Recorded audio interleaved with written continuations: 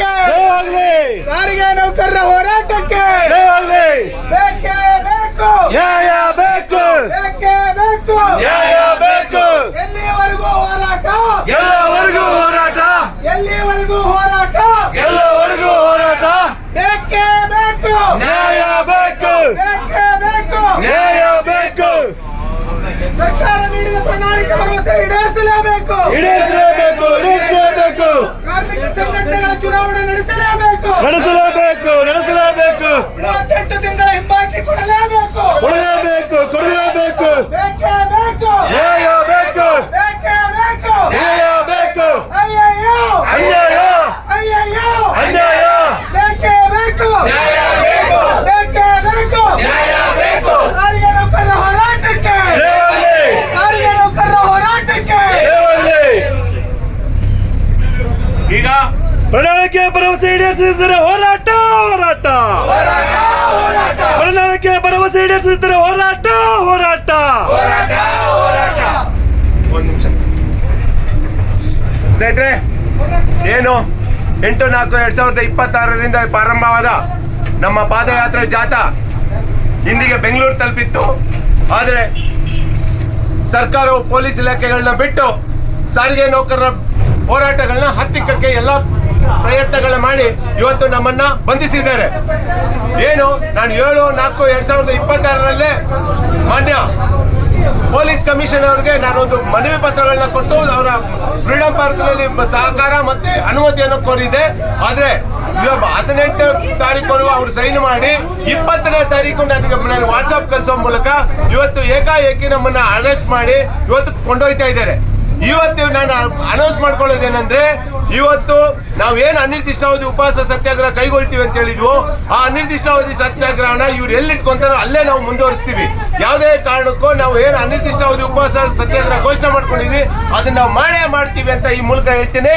ಇವತ್ತಿಂದನೇ ನಾವು ಅನಿರ್ದಿಷ್ಟ ಉಪವಾಸ ಸತ್ಯಾಗ್ರಹ ಅದೇನಾದ್ರೂ ಆಗೋಗ್ಲಿ ನಾವು ಮಾಡ್ತೀವಿ. ಸಾರಿಗೆ ನೌಕರರ ಕೂಟಕ್ಕೆ, ಸಾರಿಗೆ ನೌಕರರ ಕೂಟಕ್ಕೆ, ಕೂಟದ ಹೋರಾಟಕ್ಕೆ, ಕೂಟದ ಹೋರಾಟಕ್ಕೆ ಬೇಕೇ ಬೇಕು, ಬೇಕೇ ಬೇಕು. ನೋಡ್ರಪ್ಪ, ಈ ಗ್ರೂಪ್ ಅಲ್ಲಿ ಪ್ರಧಾನ ಕಾರ್ಯದರ್ಶಿಗಳು ಯಾವ ರೀತಿ ತಪ್ಪೊಪ್ಪಿಗೆ ಬರೆದು ಸಂಸ್ಥೆ ಕೊಟ್ಟು ಕೆಲಸ ತಗೊಂಡು ಸಂಘಟನೆಗೆ ರಾಜೀನಾಮೆ ಕೊಟ್ಟಿದ್ದೀನಿ ಅಂತಾನೆ, ಇಲ್ಲಿ ಹೋಗ್ಬಿಟ್ರು ಬಸ್ ತುಂಬಾ ಕೂಗಾಡ್ತಾನೆ, ಹಾರಾಟ ಚೀರಾಟ ಮಾಡ್ತಾನೆ.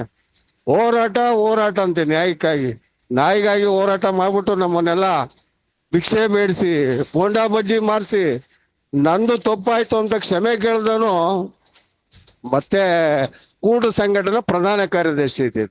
ಇವನಿಗೆ ಮಾನ ಮರ್ಯಾದೆ ನಾಚಿಗೆ ಏನನ ಐತೇನ್ರಿ ಇಂಥವ್ರಿಗೆಲ್ಲನ.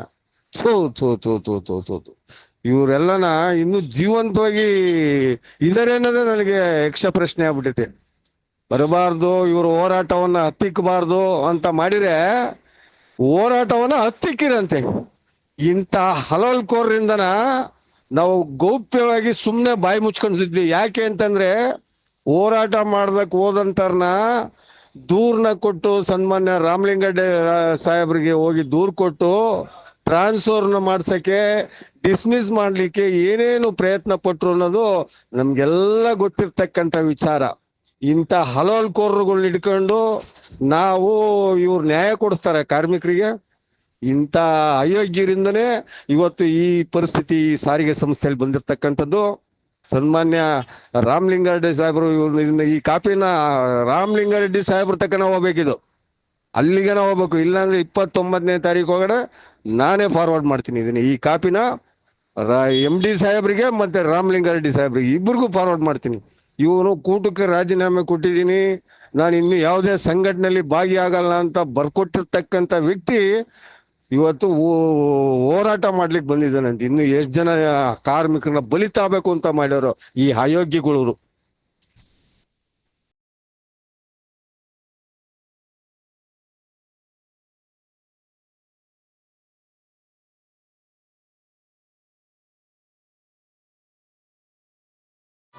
ಅಪ್ಪ ಚಂದ್ರು, ಲೆಫ್ಟ್ ಲೆಗ್ ದಾದಾ, ನೀನು ಇಷ್ಟೆಲ್ಲ ಕಷ್ಟಪಡ್ತಾ ಇರೋದು ನಿನ್ನ ತುತ್ತಿನ ಚೀಲ ತುಂಬಿಸ್ಕೊಳಕಪ್ಪ, ಬೇರೆ ಏನೂ ಅಲ್ಲ. ನಿನ್ನ ತುತ್ತಿನ ಚೀಲ ತುಂಬಿಸ್ಕೊಳ್ಳೋಕ್ಕೆ. ಹೌದು, ಒಂದು ಪ್ರಶ್ನೆ ಕೇಳಬೇಕು ಚಂದ್ರು. ಇದನ್ನು ಚಂದ್ರುಗೆ ತಲುಪೋವರೆಗೂ ಇದನ್ನು ಶೇರ್ ಮಾಡಿ. ಎಲ್ಲರ ಫ್ಯಾಮ್ಲಿನೂ ಬರೋಕ್ಕೆ ಹೇಳ್ತೀಯ, ನಿನ್ನ ಫ್ಯಾಮ್ಲಿನೇ ಇರಲ್ಲ. ಇನ್ನು ನಿನಗೆ ದುಡಿಮೆ ಎಲ್ಲ ಡಿಸ್ಮಿಸ್ ಆಗಿದೆಯಾ? ಮನೆ ಬಾಡಿಗೆ ಹೆಂಗೆ ಕಟ್ತೀಯಾ? ಮಕ್ಳು ಸ್ಕೂಲ್ ಫೀಸ್ ಹೆಂಗೆ ಕಟ್ತೀಯಾ?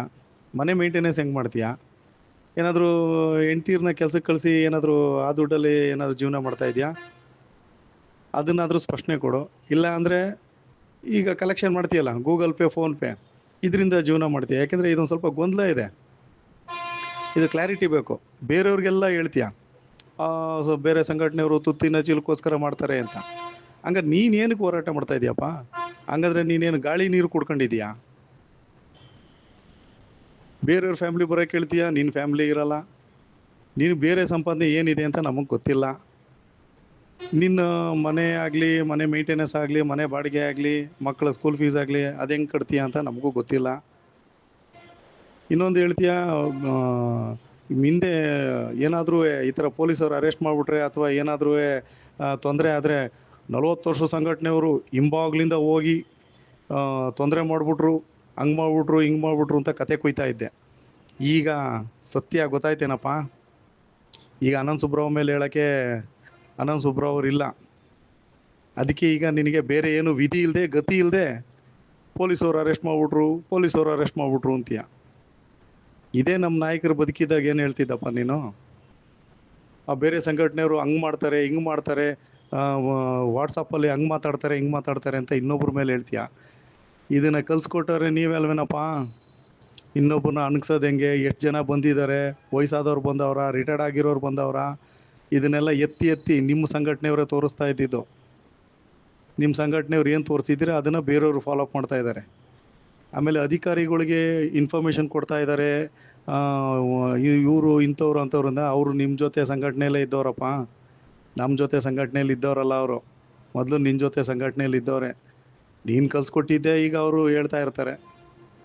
ಯಾವತ್ತು ಪಾಪ ರಿಟರ್ನ್ಸ್ ಮಾಡಿದ ಪಾಪ ರಿಟರ್ನ್ಸ್ ಆಗತ್ತೆ. ಅದಕ್ಕಿದೇ ಉದಾಹರಣೆ. ಈಗಲಾದರೂ ಗೊತ್ತಾಗ್ತಾ ಇದೆಯಾ ನಿಜಾಂಶ ಏನು? ನಮ್ಮ ಸಂಸ್ಥೆಯಲ್ಲಾಗಲಿ ಅಥವಾ ಸರ್ಕಾರದಲ್ಲಾಗಲಿ ಏನಾದರೂ ಒಂದು ಪಡಿಬೇಕು ಅಂದರೆ ಎಷ್ಟು ಏಳ್ಕೆರೆ ನೀರು ಕುಡಿಬೇಕು ಅಂತ ಹೇಳಿ ಇನ್ನೊಬ್ಬರ ಮೇಲೆ ಹೇಳ್ತಿದ್ದಲ್ಲ, ಅವ್ರು ಕೊಡಿಸಿಲ್ಲ, ಇವ್ರು ಕೊಡಿಸಿಲ್ಲ, ನಾನಾದರೂ ಎಲ್ಲ ಕೊಡಿಸ್ಬಿಡ್ತಿದ್ದೆ, ಎಲ್ಲ ಮಾಡಿಬಿಡ್ತಿದ್ದೆ ಅಂತ. ಆಮೇಲೆ ಚಂದ್ರು, ಈ ವಿಡಿಯೋ ಕೇಳುವಾಗ ನಿನ್ನ ಇನ್ನೊಂದು ಪ್ರಶ್ನೆ, ನೀನು ಸಮಾನಾಂತರ ಕೊಡಿಸ್ತೀನಿ ಅಂತ ಮುಂದಕ್ಕೆ ಹೋಗಿರೋ ನೀನು ಹೋರಾಟ ಮಾಡಿ ಸಮಾನಾಂತರ ಕೊಡಿಸ್ಬೇಕಪ್ಪ. ಅವ್ರು ಬಂದಿಲ್ಲ, ಇವ್ರು ಬಂದಿಲ್ಲ, ಪಕ್ಕದ ಮನೆಯವ್ರು ಬಂದಿಲ್ಲ, ಎದುರುಗಡೆ ಮನೆಯವ್ರು ಬಂದಿಲ್ಲ ಅಂತ ಹೇಳಕ್ಕೆ ಹೋಗಬೇಡ. ನೀನು ಹೋರಾಟ ಮಾಡು, ಕೊಡಿಸು.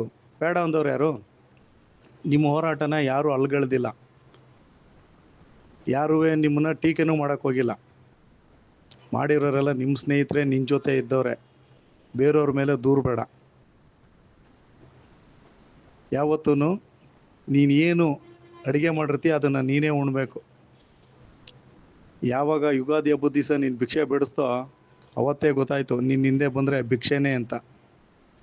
ಸಂಸ್ಥೆ